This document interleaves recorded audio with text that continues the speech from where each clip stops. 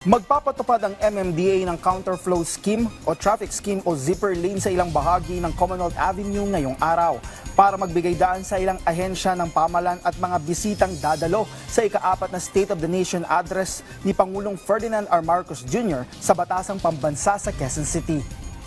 Batay sa inilabas na traffic advisory ng MMDA, pinayuhan ng mga motorista na humanap ng mga alternatibong daanan upang maiwasan ang mabigat na trapiko sa kahabaan ng Commonwealth at IBP Road. Sa mga motoristang pa-northbound na manggagaling sa Quezon Memorial Circle na napapuntang Fairview, inaabasuhan na dumaan sa North Avenue, kumanan sa Mindanao Avenue at kumanan uli sa Uyo Road o kaya naman ay dumaan sa Quirino Highway. Sa mga pa-southbound naman mula sa Fairview papuntang Circle, pinapayuhan ng mga motoristang dumaan din sa parehong ruta. Makikita ang iba pang alternate route sa advisory na ito para sa mga kalsadang tumatagos din sa Commonwealth Avenue. Ayon kay MMDA Chairperson Normando Artes, higit 1,000 tauhan nila ang ipinakalat para alamin, bantayan at alalayan ang mga trapiko sa lugar.